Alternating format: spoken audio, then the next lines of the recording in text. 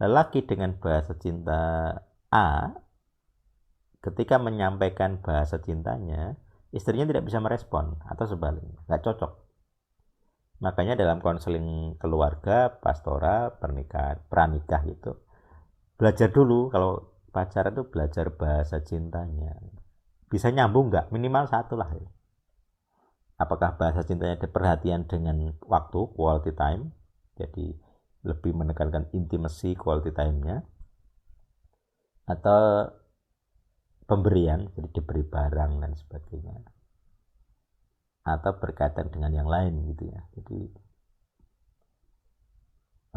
minimal harus nyambung. Jadi kata sepadan itu berkaitan dengan bahasa cinta. Kalau istrimu bahasa cintanya pemberian, terus kamu tidak punya passion dengan memberi barang, itu nggak cocok. Jadi dua-duanya harus dikonseling, dibantu menemukan bahasa cinta yang nyambung. Jadi kayak adaptasi lah. Jadi ada bahasa cinta yang bawaan lahir, ada yang adaptasi.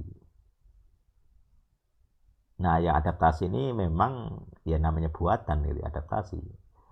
Dia dia akan ada konsep belajar mencintai. Nah, belajar mencintai bahasa cinta yang berbeda, yang nggak cocok dengan bawaan lahir gitu ya.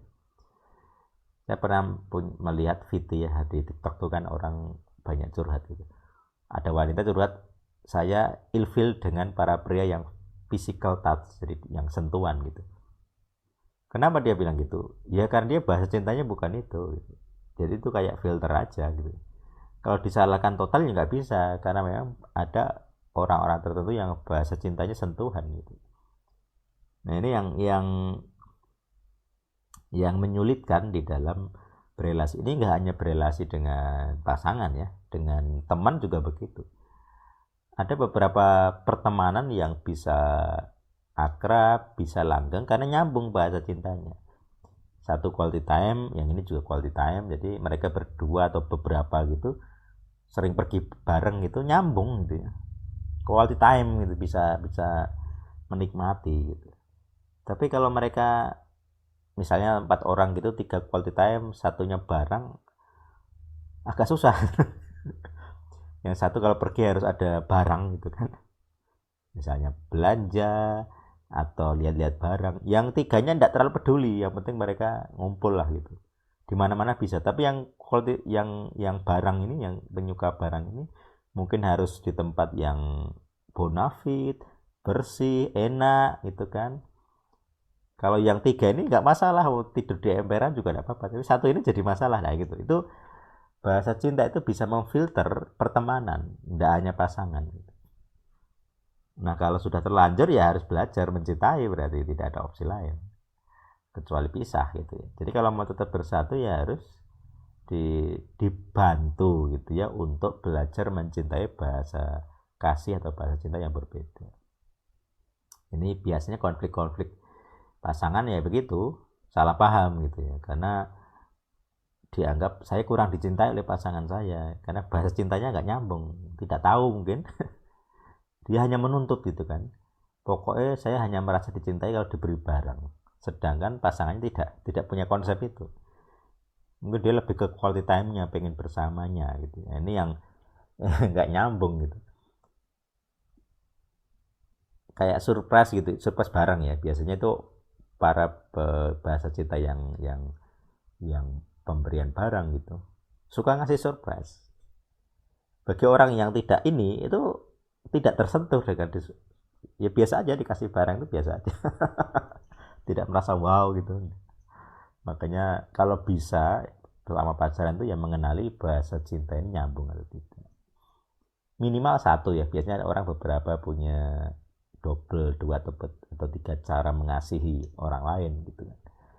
Nah sebaiknya ada minimal satu nyambung lah.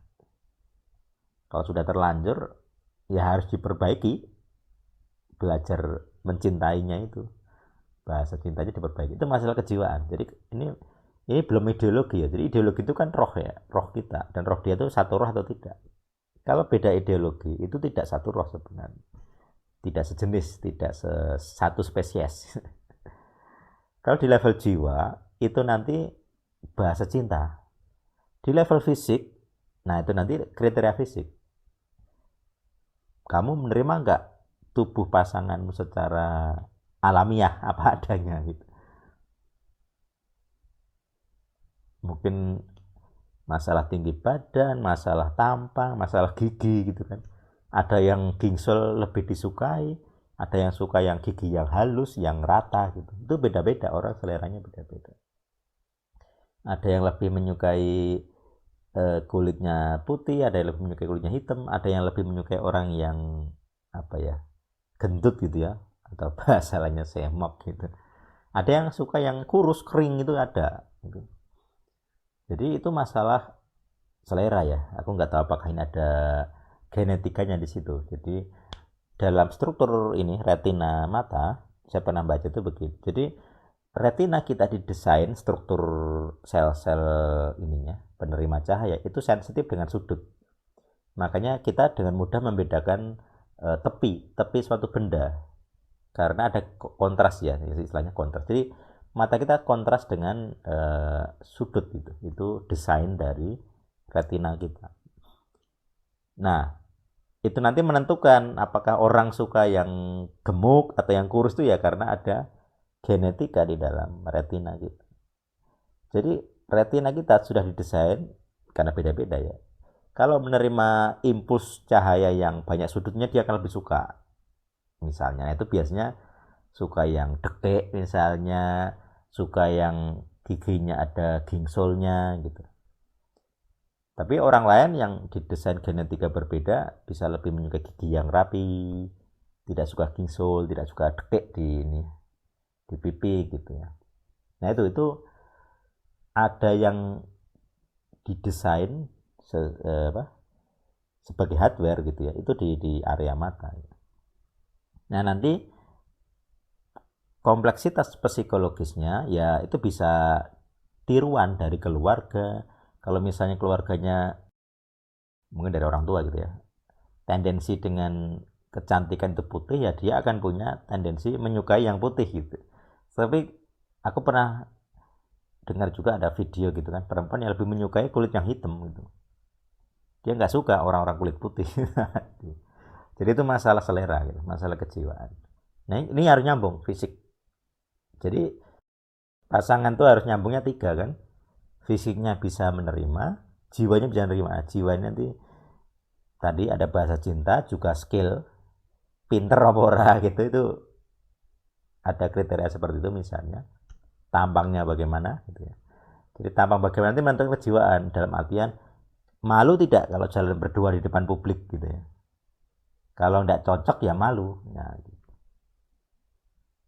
Jadi rasa malu karena jasmani, bisa karena roh, bisa karena macam-macam. Itu jiwa nih sebenarnya. Rasa malu itu kan jiwa.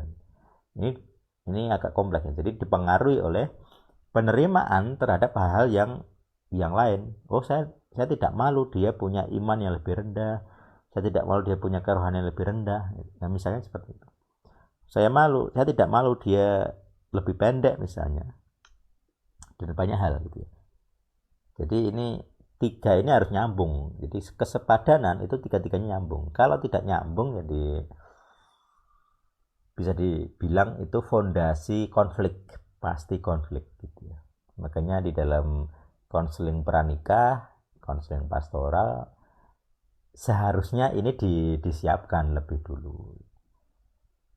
Cuman ya seringkali kurang gitu. Jadi ketika ada masalah baru dibahas.